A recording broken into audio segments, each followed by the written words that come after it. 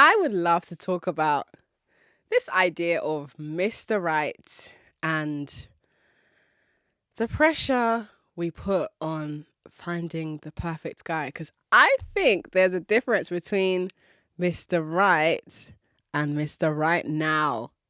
And you might be wondering, well, what is that difference? Well, first of all, let's just describe what the two guys are. So, Mr. Right, we're taught that Mr. Right is this magical guy who is going to come into your life and somehow he's going to understand all of your traumas. He's going to be super connected with you from the inside out. Everything is going to go well. Your family is going to love him. He's going to love your family. You're going to get along with his family. It's going to feel like you've known each other your whole lives. You might even go as far as describing him as your soulmate. Like, there is nothing anybody can tell you about this guy because he's come into your life at the right time. He has swept you off your feet and he has rescued you from your life. That's Mr. Right. Then there's Mr. Right now, who, for some reason, he looks oddly similar to Mr. Right. He knows how to say all the things you happen to need to hear right now. He is very, very attractive. And when someone asks you why you like this guy, the answer is usually, I don't know, there's just something about him. Like, I can't quite put my finger, there's just something that like you can't explain why. I'm not saying that you should be able to tell someone exactly why you love someone, but with Mr. Right now, something vague is there. And usually Mr. Right now satisfies an unmet need that you have at the moment, which in hindsight, you could have met that need on your own.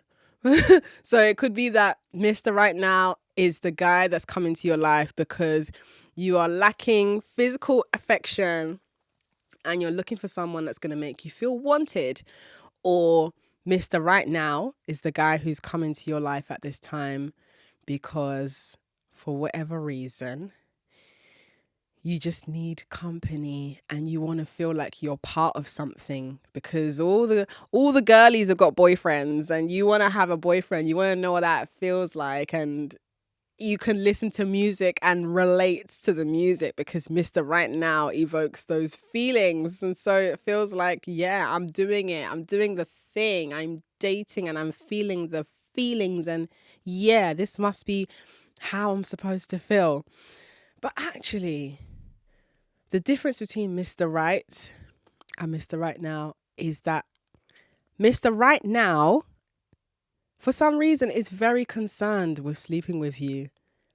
There seems to be a hurry. Even if he's not actively pressing you about it, you have a feeling that if you don't sleep with him within a short period of time, that he might lose interest in you. But with Mr. Right, he's more invested in learning you and understanding what makes you feel good, even beyond physical intimacy. With Mr. Right, he's just happy to be there. And yeah, he probably also wants to have sex with you, but it's not what governs his decision to be close to you and get to know you and take time to understand how you view the world and how you view yourself. Another thing about Mr. Right now is that for some reason, it's like there's a connection. You know, you guys are mirroring each other. You have so much in common, uncannily, but yet something still feels off.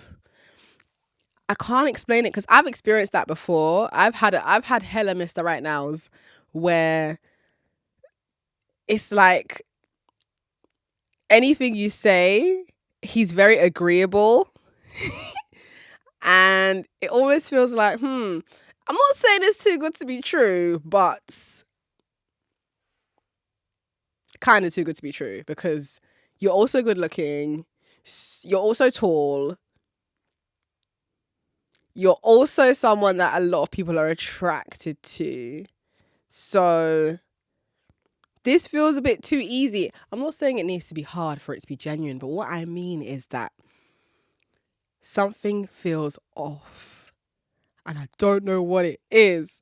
Whereas with Mr. Right, there is a compatibility, but you still maintain your individualism. So the two of you still have your own hobbies that are different to each other's.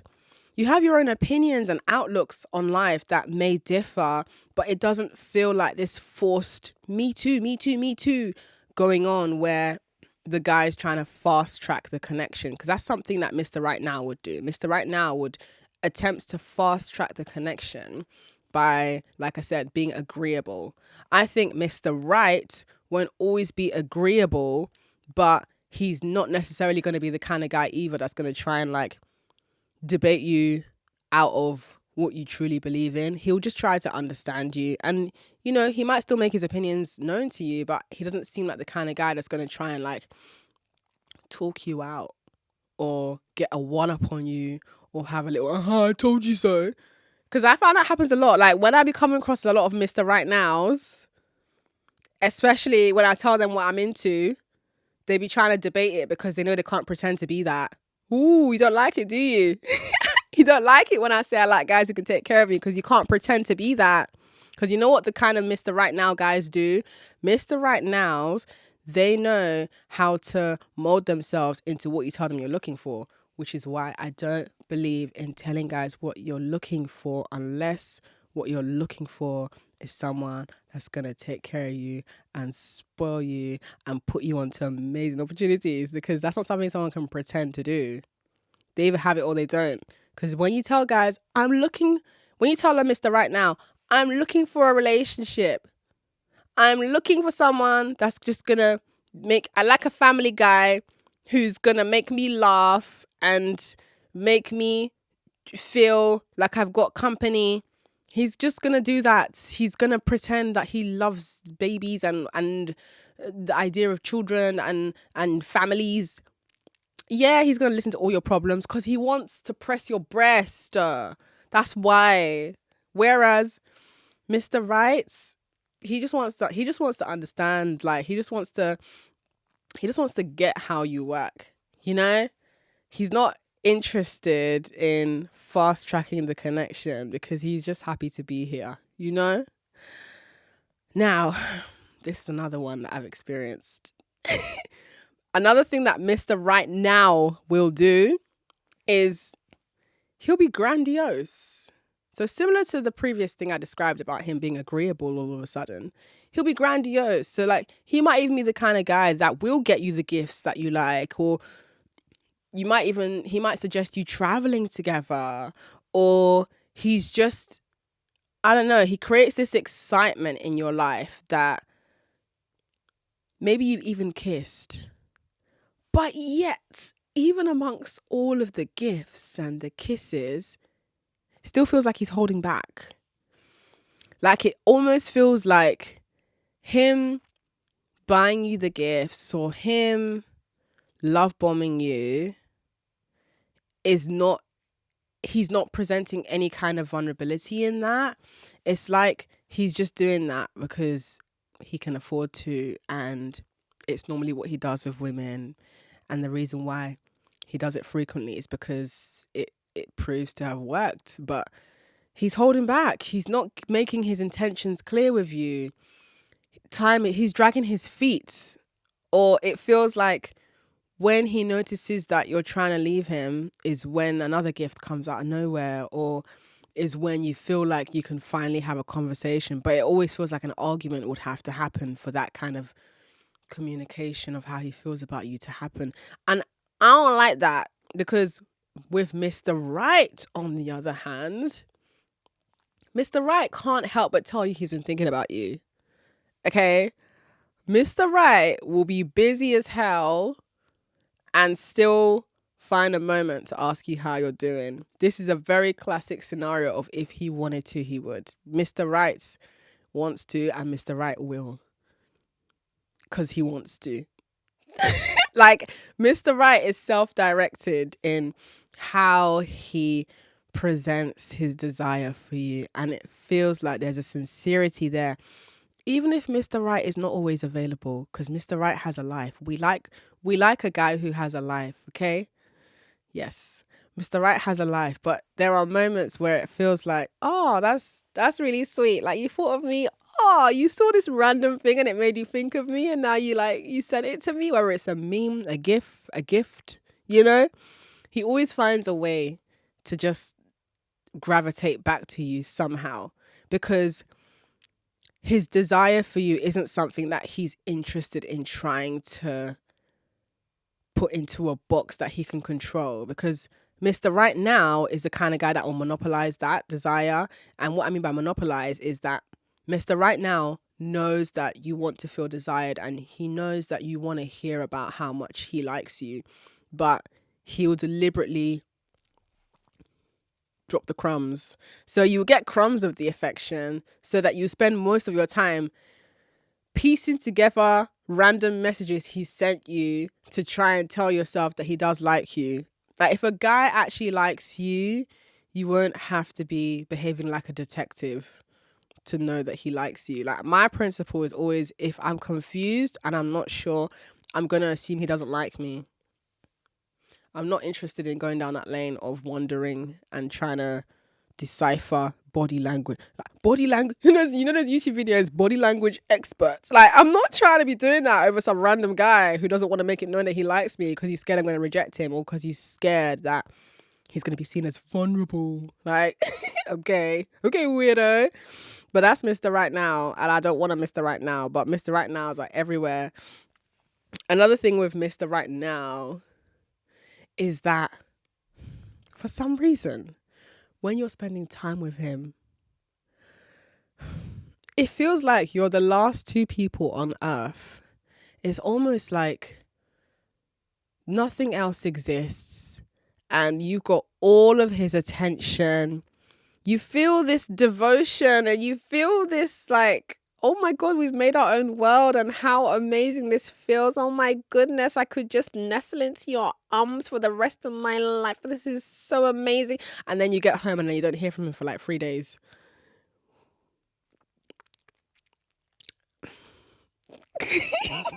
And do you know what that is, yeah? And what is that? What is that behavior? That to me is love bombing.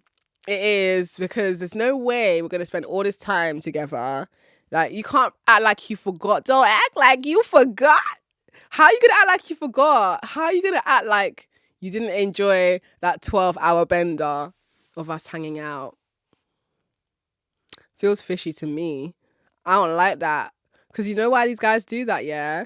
Do you know why Mr. Right Now does that? Mr. Right Now does that because Mr. Right Now doesn't want you to think that you're that important, even though a couple times when you lot was on your 6 to 12-hour bender of hanging out, he forgot himself a little bit. He got a little carried away with how much he was enjoying your company, and now he's deliberately pulling back to control the pace of how things are going, because he's scared. He's a coward, and I don't like that. We don't do that around here. That's bad behavior. I hate that so much, because that's the kind of guy who, it starts out from that behavior and evolves into him not giving you compliments and him not telling you that you look good. That's how it starts. He doesn't even want you to know that you look good, because him telling you that you look good feels like he's lost something. Like, it's almost like when he gives you a compliment, somehow it feels like he didn't want to say it. Like, you feel that energy. You know what I'm talking about. You know what I'm talking about when someone, it might not even be a guy. It could just be a person, like a woman, a fellow woman, just a person who you know is secretly a bit jealous of you, and they give you a compliment, and it feels like they didn't really want to say it, but they're just saying it to save face, or they're saying it because it's going to look funny if they didn't say it. Yeah, that energy, that's very Mr. Right Now energy. Like, with Mr. Right, though, even if you guys didn't do a 12-hour bender together, even if you spent just 2 hours together, yeah, when you go apart and you're doing your own thing, he's gonna want to debrief about how fun those 2 hours were. Like, he's gonna want to talk about how much he enjoyed spending time with you, and he's gonna be expressive about what he values in your company. Like, you're gonna feel like he really enjoyed that. And also, I feel like with Mr. Right as well, he's not gonna do that thing where after you've spent time with him, he's gonna deliberately disappear to create false mystery. This is how guys are deliberately creating false scarcity. This feels no different to the stock market being manipulated by the tech dude bros, by the Wall Street bros. Like, it's all the same thing, bro. Like, they will deliberately try to confuse you to make you feel like you're the one who needs to court him. I'm sorry, but there's no way we spent a 12-hour bender together. You was giggling your Calvin Kleins off, yeah, because I was that funny. And then you're going to turn around and disappear for 2 days and act like you wasn't feeling me. Whereas Mr. Right will not even feel embarrassed about making it known that he's already getting the tingles and that he loves it here. Because, yeah, there's nothing wrong with telling a woman that you love it here, because you do love it here. But I feel like with these guys who actually are comfortable enough in themselves to declare that they love it here, like, those are the guys who I think deserve more of your time. And especially when it's doubled with them actually being invested in making you feel good. Oh my God. Like, the time you spend with them, it just feels like, it just feels like they want you to have the best time. They want to make sure you've eaten good. They want to make sure you're comfortable. They want to make sure you've gotten home safe. Like, it's not hard. And Mr. Right makes it feel like it's not hard because it's not hard. But Mr. Right Now will make you feel like you're asking for too much. And with Mr. Right Now as well, you feel conditionally desired by him. And as a result, it makes you want to prove to him that you're different, which is not the energy you should be operating on as a woman who is entertaining a man that wants to be inside you. You're not supposed to be proving anything to him. He's the one that wants to be inside you. Like, you was minding your business. Here he comes. And now you've stopped in your tracks to prove to him that you're good enough to be used. Like, really reflect on that. Really reflect on why you think you need to prove to a man that you're good enough when he's the one that wants to extract and derive pleasure from your body, yet you are the one that's proving to him that you're worth using. Because with Mr. Right, you don't have that problem. With Mr. Right, you are confident in his attraction to you. And you feel self-assured in knowing that he sees you as a multi-dimensional being. You feel like Mr. Right, of course there's a physical attraction, period, as there should be. But at the same time, it feels like he's also attracted to other elements of your being. Like, he's really attracted to your personality. He really respects your perspective. He might even ask you for your advice on certain things, or maybe ask you for your own, like, creative eye on something or creative ear.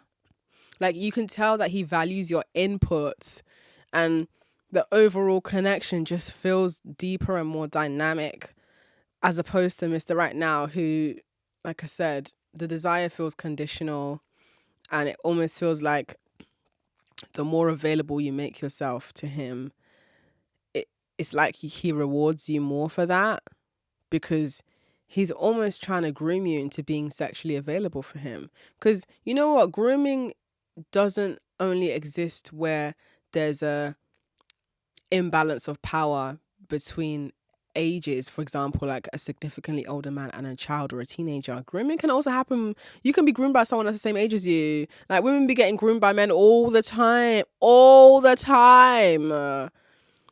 especially if you're a woman who has a praise kink. A praise kink is where you like someone telling you that you're a good girl. Like, to me, I don't. I'm not saying I don't get it,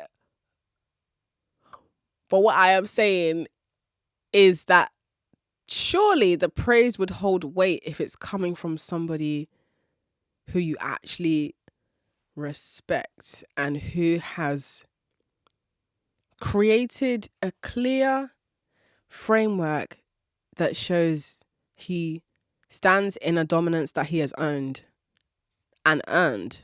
Like, personally, I'm not a fan of men who do the whole I'm dominant thing with women, because it's like, well, you've got patriarchy already, so what more dominance do you need? But okay, if we are going to be going down that lane of like, okay, there are women who are drawn to men that are more dominant, because there are still women that have that internalized patriarchal setting where they want to feel led by a man. I don't know where you want these men to lead you to, but anyway, let's go with it. You want to be led by a man. Okay, well, if you like being praised by this guy, do you even respect his taste? Like, is this somebody who, like, would you let him style you?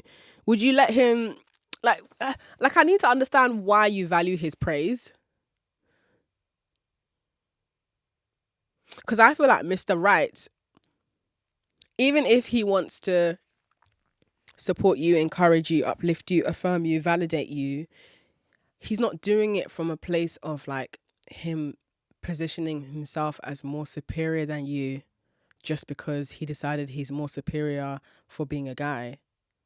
Because that's a very Mr. Right Now behavior. A Mr. Right Now behavior is like these men who just, their default setting is to always try to assert dominion over women. And these men that are trying to assert dominion, they don't even have dominion in their own lives. They don't even have dominion over their own bank account.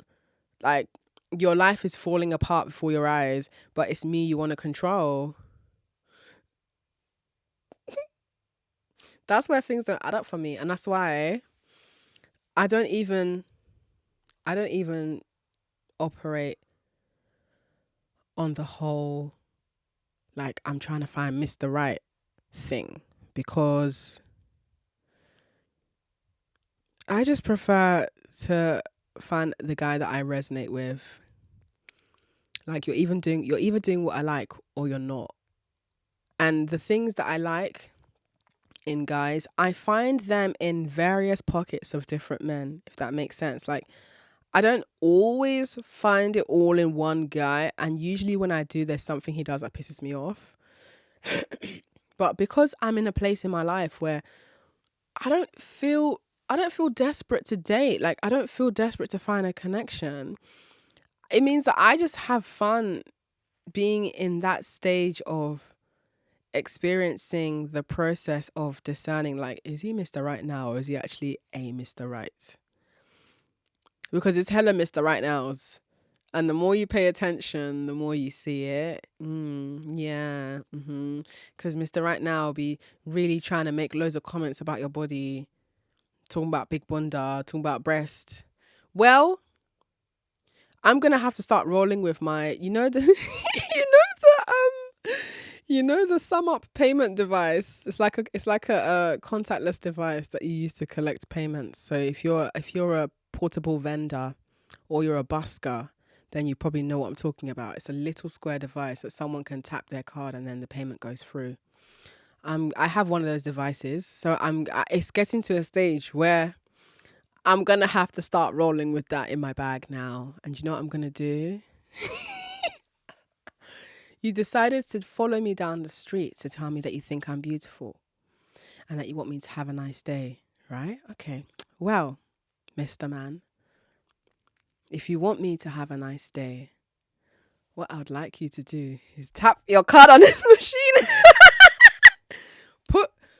Let's just quickly put £50 in my bank account right now. Quickly, because that will make me have a nice day. That would actually make me have a nice day.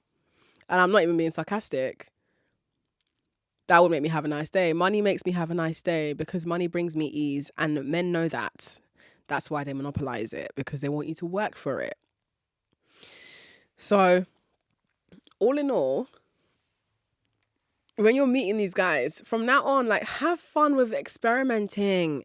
Every guy is an experiment. And that does not mean that you're dehumanizing men by treating your interactions with them as an experiment. No, what I mean is that the experiment means it's an opportunity to explore communication styles of men. It's a chance to try out what it feels like when you advocate for yourself, especially if you are a pushover. If you know deep down you're likely to be coerced into stuff, this is why you need to start treating your dating experiences with men as an experiment. Because if you put all your stock into each Tom, Dick, and Kunle you meet on these dating apps, you're going to be even more miserable. You're going to be even more miserable than you would have been had you not known these guys existed and you were just simmering in your loneliness. From now on, try shit out. Throw shit at the wall. See what sticks. See what doesn't. Because that's what these guys be doing to you. And they don't feel any type of way because they know that women will not stop existing on this planet as long as they are alive. So there are infinite opportunities to try shit out. Try it out. Because 9 times out of 10, not 8, not 1, not 2, but 9, 9 times out of 10, you'll be surprised by what happens on the other side of that experiment. That's genuinely what I be doing. As someone that is not in a hurry to be anybody's girlfriend, I just enjoy the experimentation of it all. Like, yeah, let's see what happens if I tell this guy what my boundaries are. Let's see what happens if this guy has the nerve to forget my birthday. Like, let's see what happens if this guy tries to pull up empty-handed with an apology. I'm not accepting an empty-handed apology if you disappointed me on my birthday. I'm not, and that's part of the experiment. It's like, no, I want to see what lengths you're going to go to repair this, because I actually do not, from this point, after you've disappointed me, I don't actually know now. So I want to see what lengths you're going to go to repair this, because to me, once a guy fractures the lovely impression I had of him, it's really hard to come back from, because I can very quickly detach from a guy because I was already 1 foot in, 1 foot out anyway. And I believe in keeping that foot out needs to be out, because that's what's going to keep the door ajar for you to get out. Because once you close the door behind you and you're all in, good luck finding that door. Good luck getting out, because you've now entered a room full of mirrors. Welcome to the circus. Good luck finding the door you came through. You don't know. This is an escape room, my dear. Dating men without vetting them feels like throwing yourself into an escape room. I don't get how straight women be just doing that each and every time. Like, where is the process of checking to see, like, is this guy down for you? Or does he just want to go down on you? Because for me personally, I'm good. Like, I can live without a guy going down on me for 2 more years, for 4 more years. That does not mean that I'm lacking sexual pleasure in my life. It just means that I can live without that. So when you can live without that, I think people become a bit scared of you. And it's not like the good scared of you. It's kind of like the I want to break her self-esteem kind of scared of you.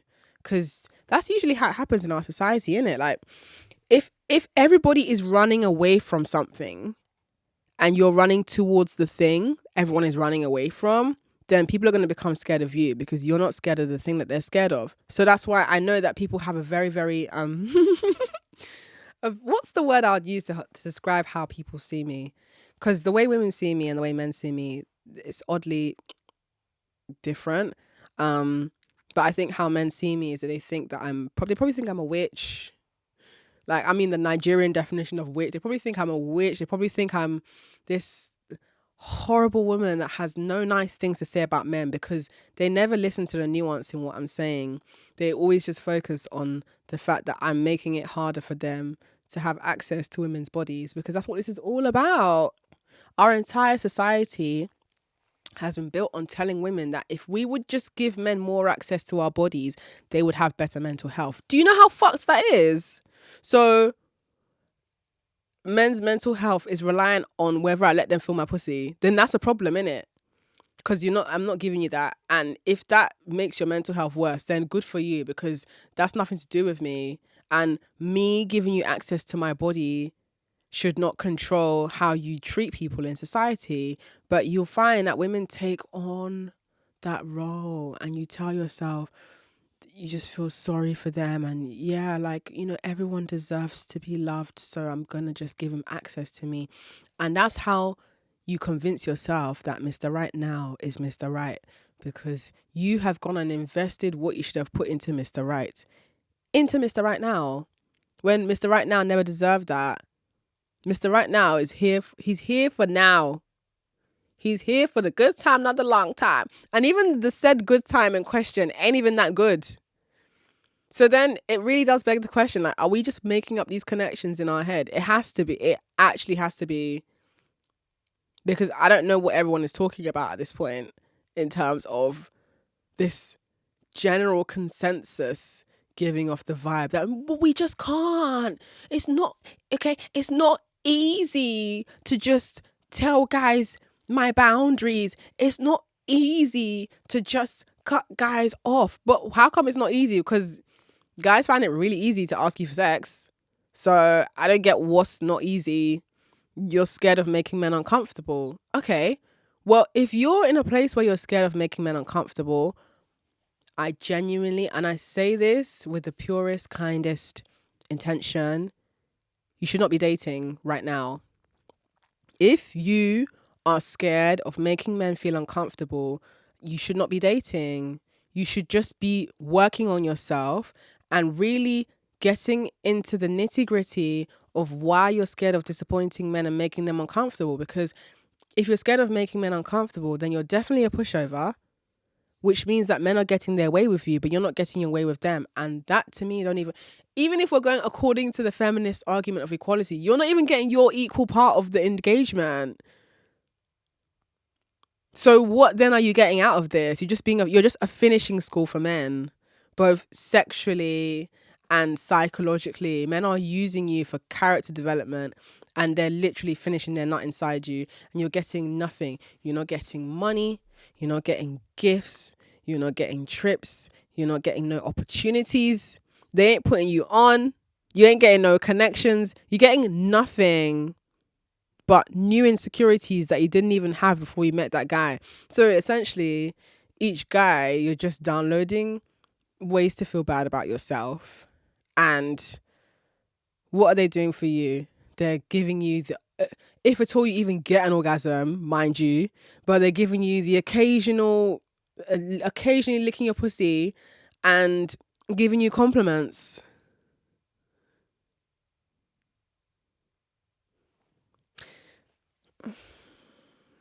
I don't know where to start, because I'm not making it my job to change the world and to change the way that women interact with men.